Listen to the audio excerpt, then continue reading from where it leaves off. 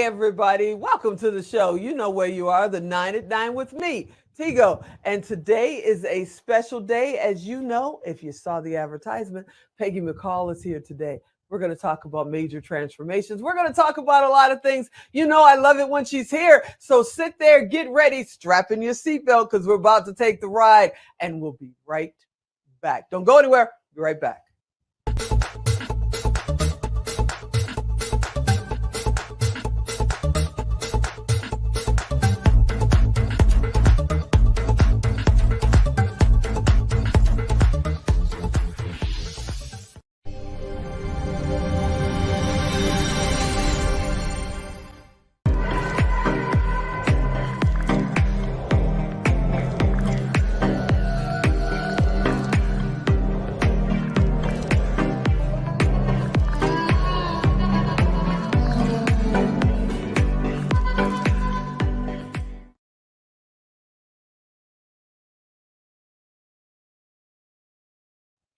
Hey, everybody. Yeah, you just saw that commercial about the power of pink. I'm going to tell you a little secret.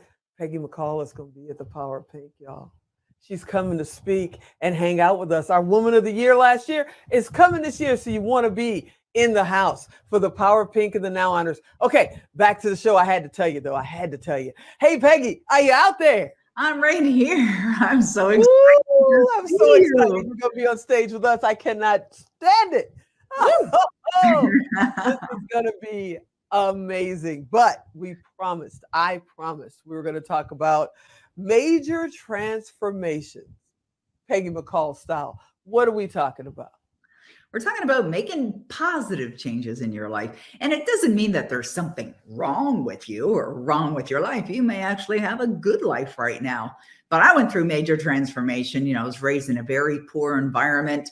And I mean, my parents they struggled for the majority of their life. And it was a very abusive environment as well. So by the time I got to my teen years, I just wanted to exit. I just didn't want to live anymore. I had no desire to live. Yeah, I was, that's actually how my 19th book came about. I was sitting on a park bench thinking about how am I going to do it? I'm going to end my life. And so that's what I mean by major transformation. Everything in my life has transformed from, you know, and mostly it's about how I feel. And that's ultimately what people are looking to change, is how they feel. It's not that they want to have more money or to have the bigger house or to have the great job. It's how they feel. That's really ultimately what they're looking for in the transformational experience.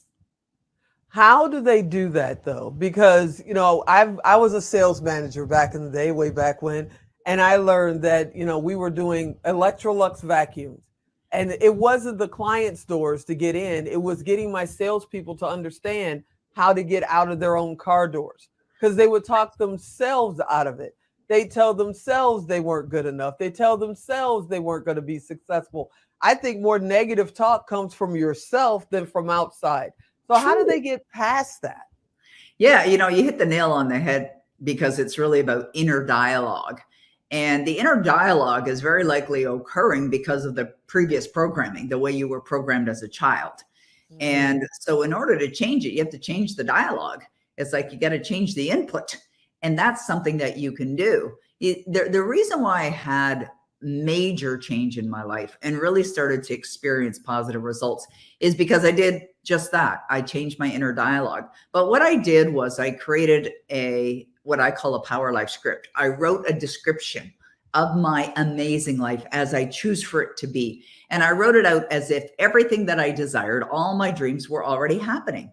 I wrote it out as like, oh my goodness, I'm so happy and so grateful to live this amazing life. And then I described it. But most important is that I had lots of enthusiasm in it so that I could feel it. And then I record it and I listen to it over and over and over again. And that's how you change. You change yourself by changing the programming, changing what you're putting into your mind through repetition. And it took a while. It took a number of years, in fact, but that's how I did it. You know, I'm an only child, and I had older parents. They've since passed, but I had older parents that were amazing. But for the most part, you know, they were labor workers. So I was at home by myself, pretty much raising myself. And I started doing little tape recordings of myself saying I can do this and it's going to be okay. So I didn't know that's what it was. I just needed somebody else to tell me, because my parents had enough time when they came home to make sure I ate and I was safe. Then they were had to go to work again or they were going to sleep. So when somebody tells me that they're stuck in a cesspool, I can't do this because I'm stuck in a cesspool. I keep trying to tell them the cesspool's here. It's not It's so out there. Yeah. It's not out there. It's in here. What's your opinion? And do you feel the same way? I just heard you say that's so true. Oh yeah, absolutely. That's so true. I think what is important to understand is it can be challenging to change it. And that's the part that I think a lot of people get frustrated with, that, they hear about it possible to change your life. They make a decision. I'm changing my life. I'm going to get on with the work. And then they don't see the results. And then what happens is they're not seeing the results and they're like, oh, this crap doesn't work. Like it doesn't work. And it's like you're going forward and then you're going backward and you're going forward and you're going backward. It's like you plant the seeds and you pour poison on them. And so they don't realize that they're defeating themselves. There's going to be some time before it occurs. Now, the other important aspect is that because we're programmed to be a certain way, we're habitual beings. We're almost like robotic. We will tend to do the same things, think the same things, feel the same feelings, like habitually.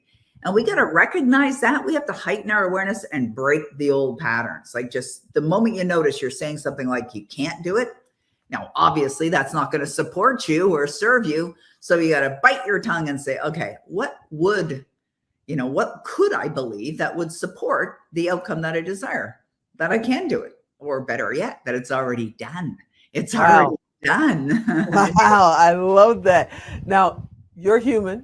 Last time I checked. You have your issues and you go through different things in your life. Right. We just talked about you surviving cancer in the last episode. You guys go back and listen and watch. You've hit brick walls and speed bumps, and a lot of people will hit one little baby speed bump, Right. one little pothole in the road, and then they stop their whole journey. How do you push yourself through those walls, past those speed bumps, and keep going? That's such a great question. Everyone's going to hit them. Everyone's going to hit them. The story of Madam C.J. Walker? Have you seen? Yeah. Like that is such an inspiring story.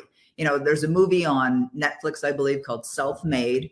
And I think it's a perfect example of a woman that had a desire and she was committed to it, but she was hitting speed bump after speed bump after speed bump, and major ones, like ones with her husband and her best friend and things like that. And everything was pointing to, this is never going to work. You're never going to accomplish what you desire.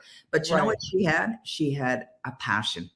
She had a passion. She had a goal. And she was like that dog with a bone. I wrote a book on that as well. She was like a dog with a bone and she was not letting go. And I think that's what, I got a dog bone right here. And I think that's what this says. I am a New York Times bestselling author. And I did this and I got my dog bone when I wrote my book, Your Destiny Switch, because I thought I'm holding on tight to my dream and I'm not going to let anyone take it away from me. And I'm certainly not going to drop it either. And that's what you have to do. You have to hold on tight to your dream, recognize that you're going to go over those obstacles or you're going to go under, around, through, whatever you have to do. Like, there's no such thing as an overnight success. It's going to absolutely take commitment. But if it is your desire, if it's something that's within you, like a burning desire, you'll get there. Just hold tight to the end, stay focused on it, and get through whatever you need to get through. I know that Alan's going to slap that 2-minute warning up there. I swear his clock is faster than anybody else's clock. He's going to do that. But before we get there, I wanted to ask you really quickly. You just talked about desire and passion. Yeah. And there's so many people out there, they're hearing, if you want to be an expert, if you want to be out there on stages, you need to be an author. It doesn't matter it's 2022 and people are mainly playing video games. You still need to be writing a book. And they're terrified of doing it. They don't know how to do it. They don't know what to do. And I believe you have like a training program or some way to help them, correct? Totally. Like I have done 20 books so far, and I'm sure there's going to be more.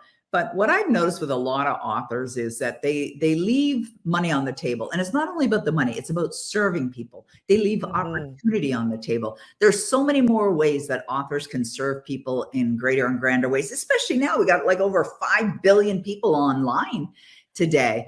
And doesn't matter where you are. I mean, you and I became friends online, right? Yeah. It doesn't matter where you are or which country you're in, what your background is. And you mentioned about authors not believing in themselves or believing that they could write a book. You don't even have to be a great writer to write a book. So yes, I created a program called MSI Author, and you can find it at msiauthor.com.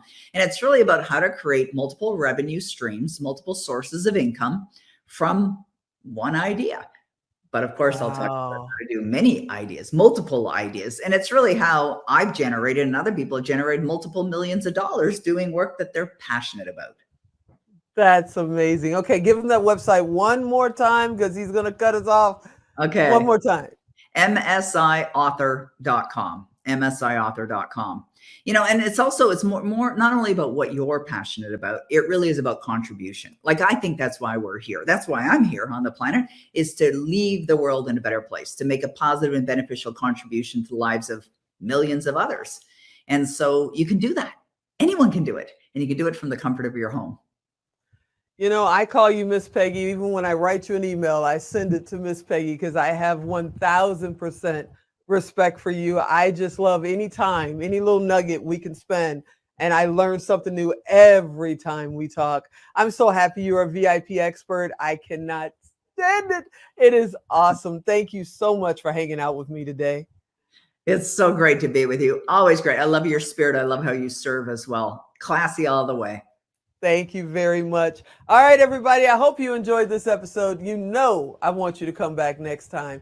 And if you missed that email or that website address, you know what to do.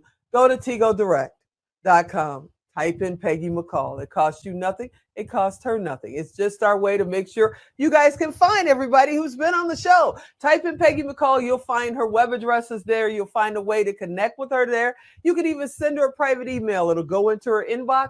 And I know Miss Peggy will get back to you. All right, go to Tego Direct. I hope you enjoyed this episode. Don't miss next month because she's coming back. And as always, I'm Tego. I'll talk to you next time.